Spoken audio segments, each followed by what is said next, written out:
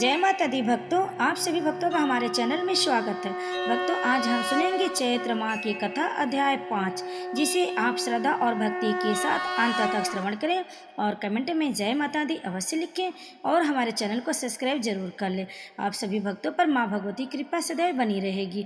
तो भक्तों, आइए सुनते हैं चैत्र माह में आगे की कथा। ब्रह्मा जी ने कहा, हे नारद, ऐसा कहते हुए विष्णु रुक गए। तब संहारक शंकर ने आगे बढ़कर देवी को प्रणाम किया और कहा, शिव ने कहा, हे देवी, यदि हरि तेरे बल से उत्पन्न हुए हैं और कमल से जन्मे ब्रह्मा तुझसे उत्पन्न हुए हैं, तो मैं जो तमोगुण का हूँ तुझसे क्यों न उत्पन्न हुआ हूँ। हे शुभ, तू समस्त लोकों की रचना में कुशल है। इसमें क्या आश्चर्य है कि मेरी रचना तुमसे हुई है। हे माता, तुम पृथ्वी, जल, वायु, आकाश और अग्नि हो। तुम ही इंद्रियों और बोध की इंद्रियां हो। तुम ही बुद्धि, मन और अहंकार हो।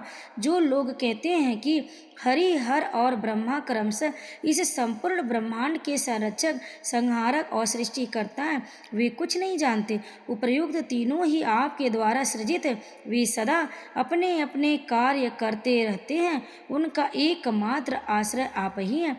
हे माता, यदि ब्रह्मांड 5 तत्वों पृथ्वी, वायु, आकाश, अग्नि और जल से बना है, जिनमें स्पर्श, स्वाद आदि गुण हैं, तो ये पांचों तत्व जिनमें गुण और प्रभाव का स्वरूप है, आपके चित्त बुद्धि से उत्पन्न हुए बिना कैसे प्रकट हो सकते हैं।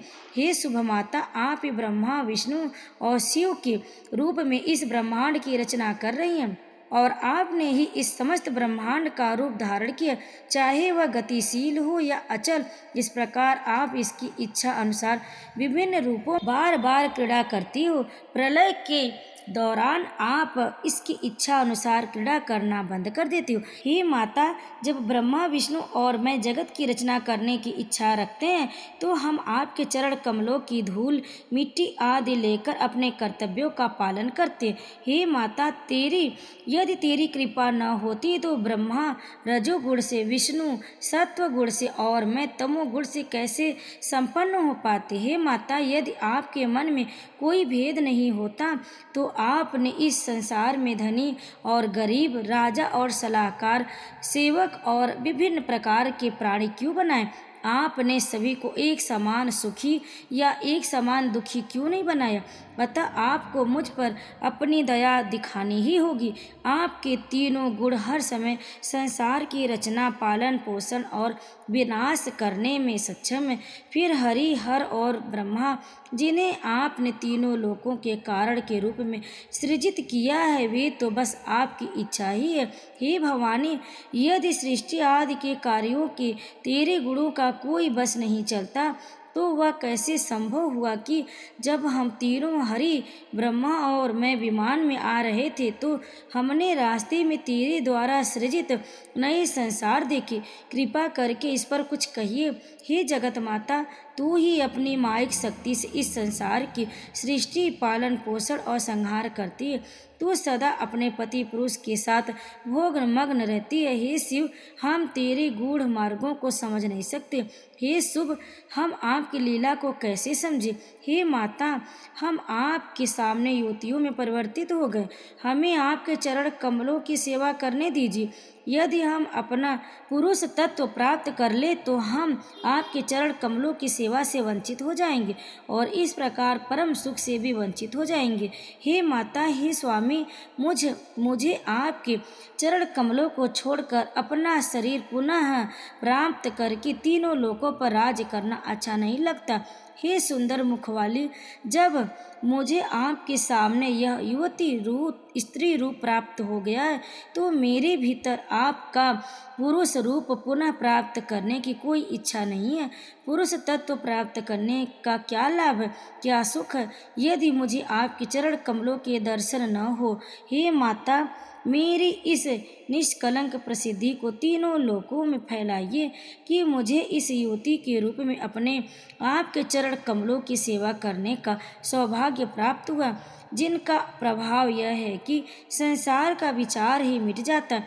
भला कौन है जो आपकी सेवा छोड़कर संसार के शत्रुहीन राज्य का आनंद लेने की इच्छा करेगा।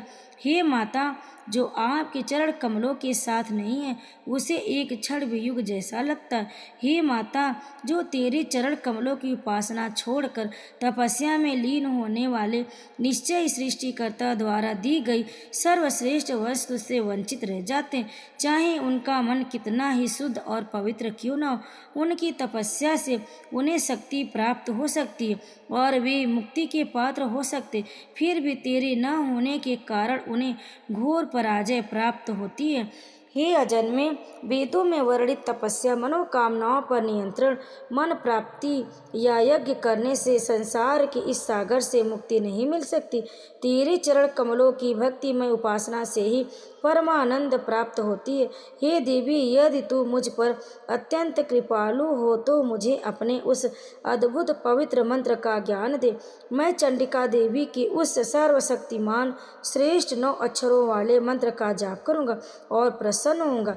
हे माता, पिछले जन्म में मुझे 9 अक्षरों वाला मंत्र प्राप्त हुआ था, परंतु अब मैं उसे भूल गया हूँ। हे तारिणी, हे उद्धारकर्ता, आज मुझे वह मंत्र प्रदान कीजिए और मुझे इस संसार रूपी सागर से बचा लीजिए। ब्रह्मा ने कहा। जब अद्भुत अग्नि और शक्ति से परिपूर्ण शिव ने यह कहा तो देवी अंबिका ने 9 अक्षरों वाले मंत्र का स्पष्ट उच्चारण किया। महादेव ने मंत्र को ग्रहण किया और अत्यंत प्रसन्न हुए। वे देवी के चरणों में गिर पड़े और वहीं 9 अक्षरों वाले मंत्रों का जाप करने लगे। साथ ही उस बीज का भी जाप करने लगे जो इच्छाओं और मुक्ति को उत्पन्न करता है और जिसका उच्चारण सरल है। जब मैंने समस्त लोकों के शुभ स्वामी शंकराचार्य को उस अवस्था में देखा तो मैं भी देवी के चरणों में गिर पड़ा और महामाया से कहा, हे माता, ऐसा नहीं है कि वेद आपके स्वरूप को नहीं जान पाते, क्योंकि यज्ञों और अन्य छोटे मोटे अनुष्ठानों में वे आपके पूर्ण स्वरूप समस्त सृष्टिकर्ता के रूप में उल्लेख नहीं करते, बल्कि केवल इंद्र, छोटे देवताओं और सोहा देवी जो आपके सार का अंश है का ही यज्ञ और आहुतियों के अधिष्ठाता देवताओं के रूप में उल्लेखित करते हैं। अतः हे देवी, इस ब्रह्मांड में सर्वज्ञ, सर्वज्ञानी और समस्त देवताओं एवं लोकों में परे आपको ही सर्वचेतन चेतना के रूप में महामंडित किया गया है। 9 अक्षर वाला मंत्र इस प्रकार, ओम श्रीं ह्रीं चंडिकाय नमः। मैंने इस अद्भुत ब्रह्मांड की रचना की। मैं इस ब्रह्मांड का स्वामी हूँ। इन तीनों लोकों में मुझसे अधिक शक्तिशाली कौन है? जब मैं ब्रह्मा होता हूँ समस्त लोकों से परे, तब मैं धन्य होता हूँ, इसमें कोई संदेह नहीं है। इसी अहंकार के कारण मैं संसार के इस विशाल सागर में डूबा हुआ हूँ। अब जब मुझे आपके चरण कमलों की धूल प्राप्त हो गई है तो मुझे वास्तव में गर्व हो रहा है और सचमुच मैं आज धन्य हूँ और आपकी कृपा से मेरा यह गर्व पूरी तरह से उचित हो गया है। आप इस संसार के भय को नष्ट करती और मुक्ति प्रदान करती हैं। इसलिए हे देवी, मैं आपसे प्रार्थना करता हूँ कि आप मेरे इस भ्रम के लोहे के बंधन को तोड़ दें। हे शुभ, मैं आपके द्वारा खोजे गए कमल से अजन्मा हूँ। अब मैं अत्यंत चिंतित हूँ कि मुझे मुक्ति कैसे प्राप्त हो। मैं आपका आज्ञाकारी सेवक हूँ। मैं इस संसार रूपी सागर के भ्रम में डूबा हूँ। हे शिव, मुझे इस संसार से बचाओ। जो लोग आपके स्वरूप को नहीं जानते वे सोचते हैं कि मैं इस ब्रह्मांड का सृष्टिकर्ता और स्वामी हूँ। जो लोग आपकी पूजा नहीं करते और इंद्र और अन्य देवताओं की पूजा करते हैं तथा स्वर्ग प्राप्ति के लिए यज्ञ करते, वे निश्चित रूप से आपकी महिमा से अनभिज्ञ है। हे प्रधान माया, आप ही शाश्वत महामाया हैं। आप ही इस संसार क्रीड़ा को खेलना चाहते और इसी उद्देश्य से आपने मुझे ब्रह्मा के रूप में सृजित किया। फिर मैंने उष्मा और नमी से उत्पन्न इन 4 प्रकार के प्राणियों की रचना की। कीड़े मकोड़े के संदर्भ में जो अंडे देते, जो अंकुरों या कोपलों से उत्पन्न होते और जो गर्भ से जन्म लेते हैं, सजीव, प्रजक और जो मेरा इस अभिमान प्रदर्शन करते हैं। मैं सर्वज्ञ हूँ, इसलिए मेरे इस पाप, इस अभिमान को क्षमा कर दीजिए। हे माता, वे अज्ञानी काम वासना से अंधे होकर अष्टांग योग और समाधि का सहारा लेकर परिश्रम करते हैं, लेकिन उन्हें यह निश्चित रूप से ज्ञात नहीं है कि वे तेरा नाम मात्र से ही मोक्ष प्राप्त कर लेंगे। हे भवानी, क्या विभ्रम में डूबे और संसार के प्रति आसक्ति से अंधे नहीं हो गए हैं, जो केवल तत्वों में ही भेद करते और तेरा नाम भूल जाते, क्योंकि तू ही इस संसार से मुक्ति दिलाती है। हे अजन्मी, क्या हरि, हर और आदि और अन्य प्राचीन पुरुष जिन्होंने सर्वोच्च सत्य को जान लिया, एक क्षण के लिए भी तेरे पवित्र स्वरूप और तेरे नाम शिव, अंबिका, शक्ति, ईश्वर आदि को भूल सकते? क्या तू केवल अपनी एक दृष्टि से ही इस 4 प्रकार की सृष्टि की रचना नहीं कर सकती? वास्तव में केवल मनोरंजन और इच्छा से ही तूने मुझे आदिकाल में सृष्टिकर्ता बनाया है। क्या यह सच नहीं है कि आपने हरि को सागर में मधु और कैटभ नामक 2 दैत्यों से बचाया था? क्या यह सच नहीं है कि जब आप सृष्टि का संहार करती हैं तो आप महासंहारक हर का भी संहार करती, अन्यथा नई सृष्टि के समय हर मेरी भौहों से क्यों उत्पन्न होते? अतः हरि सभी का पालन हार नहीं है, हर सभी का संहारक नहीं है। यदि वे ऐसा होते तो आप उनका पालनहार और संहार क्यों करती? अतः आप ही सभी की सृष्टिकर्ता और पालन करता है। हे भवानी, किसी ने भी आपके जन्म के बारे में न सुना है और न ही देखा है। कोई नहीं जानता कि आप का जन्म कहाँ से हुआ है। आप वास्तव में एक और एकमात्र शक्ति हैं। केवल 4 वेद ही आपके स्वरूप को समझा सकते हैं। हे माता, केवल आपकी सहायता से ही मैं इस सृष्टि की रचना कर पा रहा हूँ, हरि का पालन पोषण कर पाता हूँ और हर का संहार कर पाता हूँ। तेरी सहायता के बिना हम कुछ भी नहीं कर सकते। इस संसार में कोई भी ऐसा नहीं है, चाहे वह जन्मा हो, जन्म ले चुका हो या जन्म लेगा, जो हमारी तरह संशय न पड़ जाए। तेरा यह अद्भुत विविध ब्रह्मांड तेरी हमारी हर संशय में न पड़ जाए। तेरी लीलाओं से परिपूर्ण, विविधता से युक्त, अपूर्ण बुद्धि वाले मनुष्यों के बीच विवाद का सामान्य आधार है, जो यहाँ भ्रमित नहीं होते। इस संसार में जो भरा हुआ है दृश्य और दृश्य वस्तुओं में तुझसे भी अधिक प्राचीन एक और सत्ता है, एक और सर्वोच्च सत्ता है, जो तेरा आधार है। यही सूक्ष्मता से तर्क किया जाए तो यह स्पष्ट हो जाएगा कि प्रमाणों और प्रमाणों के आधार पर किसी अन्य तृतीय सत्ता का अस्तित्व सिद्ध नहीं किया जा सकता।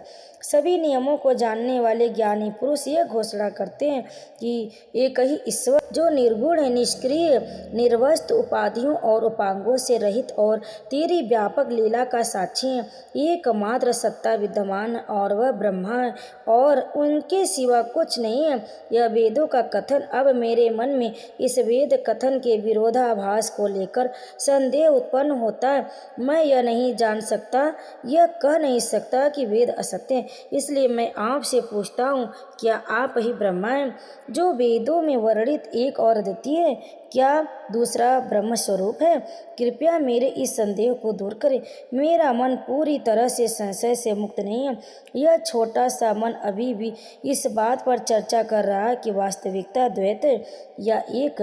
मैं स्वयं को संतुष्ट नहीं कर पा रहा हूँ, इसलिए आप अपने मुख से यह कह दें और मेरे संशय को दूर कर दें।